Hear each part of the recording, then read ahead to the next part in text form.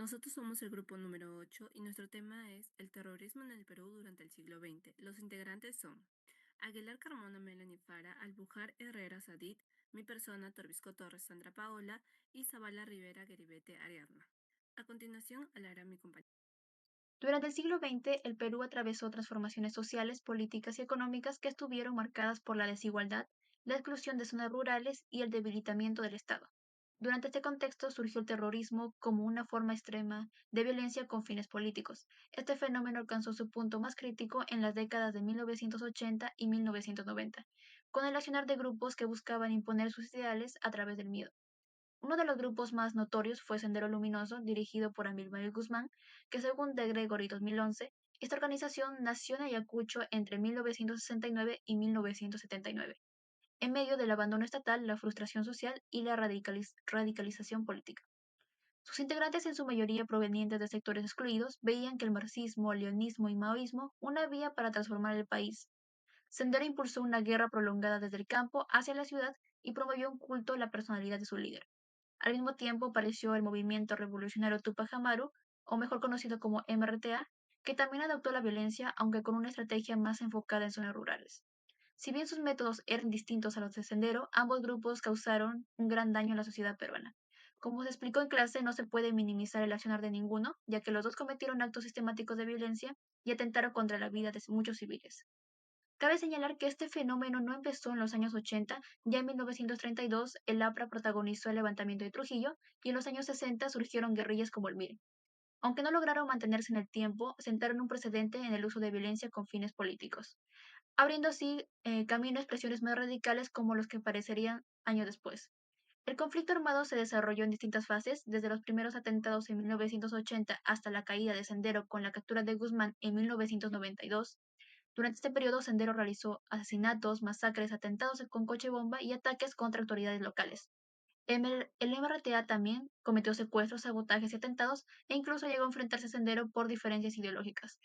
Según la CBR en el 2004, el conflicto dejó cerca de 69.280 personas muertas o desaparecidas. La mayoría eran campesinos quechohablantes de zonas rurales y el 54% de las víctimas fueron responsabilidad directa de Sendero Luminoso. Este tema se vincula directamente con los contenidos del curso. Por ejemplo, en la semana 11 se analizó la crisis económica de los años 80 y el debilitamiento del modelo estatal. En la semana 12 se trabajó la aparición de Sendero y el MRTA y cómo estos actuaron frente al Estado. Y finalmente, en la semana 14 se estudió el régimen de Fujimori, el fin del terrorismo y el avance del autoritarismo.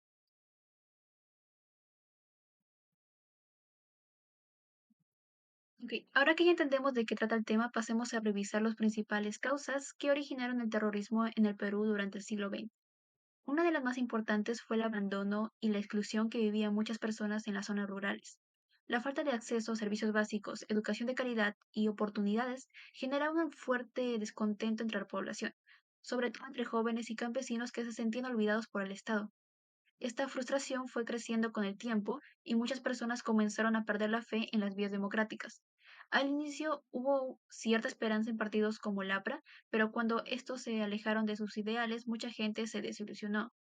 Lo mismo ocurrió con las reformas impulsadas por el gobierno de Velasco Alvarado, que al principio representaron una posible transformación, pero al fracasar dejaron una sensación de vacío entre la población. Este escenario fue aprovechado por grupos terroristas como Sendero Luminoso, que según Gregory en 2011, esta organización supo captar el descontento de los jóvenes idealistas y de sectores marginados, ofreciéndoles un discurso revolucionario inspirado en ideologías maoístas.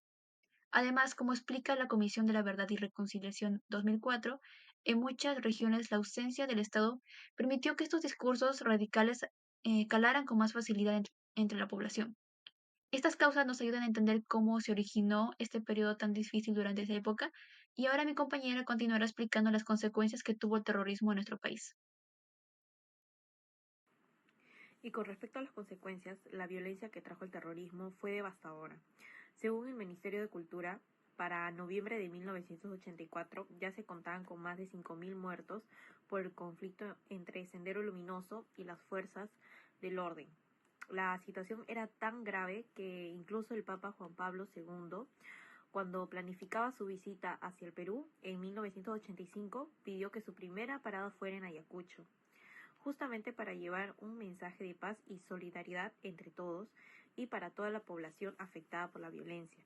Además, la Comisión de la Verdad y Reconciliación señala que el terrorismo no solo dejó miles de víctimas mortales y desaparecidas, sino que también atrasó el desarrollo del país y generó una gran desconfianza entre la población y el Estado. Una desconfianza que entre muchos casos todavía se siente en las comunidades más golpeadas.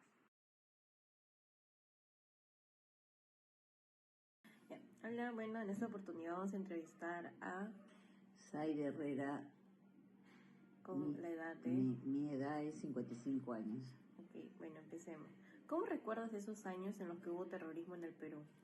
Bueno, en esos años que hubo terrorismo en el Perú, toda la situación del terrorismo empezó en Ayacucho, pero de ahí se trasladó acá a Lima, ¿no? Liderado por el señor Abimael Guzmán. En esos tiempos había bastante apagón, había toque de queda, que era a las 12 de la noche. En ese tiempo también yo vivía en Chota, Barrios Altos, donde hubo una explosión, donde reventaban todas las ventanas. Al día siguiente había noticias de que amanecían policías muertos, amanecía también la explosión de todas las antenas parabólicas que habían, las antenas de luz también explotaban eso. Todos los días morían diputados, asesinaban a varios políticos. Era un caos terrible que se vivía acá en la ciudad de Lima, ¿no? Entonces, yo creo que fue un terrorismo muy agresivo, muy fuerte en esos tiempos, que nosotros no podíamos vivir tranquilos, no podíamos salir a la calle con tranquilidad, no se podía andar bien ni con la familia ni con los niños, teníamos que permanecer casi la mayor parte en nuestros hogares. Y entonces yo espero que eso nunca más vuelva a suceder acá en el Perú, sobre todo porque ya el líder Abimael Guzmán ya murió, y yo creo que eso nunca volverá a suceder. Espero que así sea. Como parte del trabajo, ahora vamos a entrevistar a una persona que nos pueda relatar la siguiente pregunta en base al terrorismo en el Perú en el siglo XX. Buenos días, por favor, ¿me podría brindar sus datos, empezando por su nombre? María Antonieta Ganosa Aguirre, Su edad, 61 años. un acontecimiento, primera persona o un relato que tenga acerca. En el distrito de Huánuco, en Aucayaco, por ahí tenía yo un chacra y ahí yo veía los enfrentamientos, como los policías con los terroristas se enfrentaban así a disparos, que uno tenía que internarse en la selva, en el monte, agarrando a los hijos, esperar que todo pase, y de ahí de nuevo teníamos que salir a nuestras casas, pero con mucho cuidado, y no te dejaban salir así nomás de las chacras, no te dejaban salir. Entiendo. Muchas gracias por ese tiempo. Muchas gracias. Ya, señor. Buenas tardes.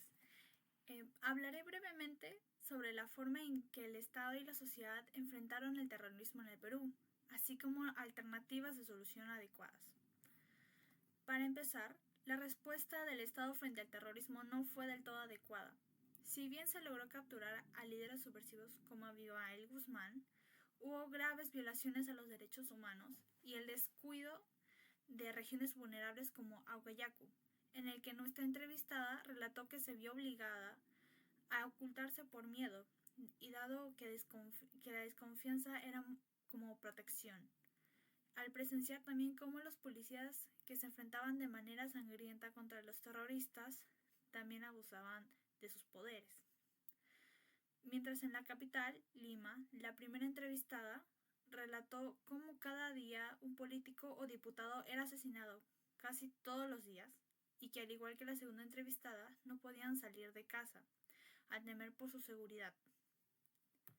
Como alternativa de solución para aplicar un enfoque integral, se necesita presencia estatal, pues no basta con presencia militar. El Estado debe garantizar servicios básicos de salud, educación, justicia e infraestructura en las zonas más vulnerables. Era necesario que la lucha contra el terrorismo respetara los derechos humanos y se sancionen el abuso cometido por agentes del propio Estado. La promoción del desarrollo local, implementando programas productivos e infraestructuras que fortalezcan las comunidades vulnerables. La educación sobre los derechos y democracia son esenciales para evitar que hechos similares se repitan en el mismo ciclo. Gracias.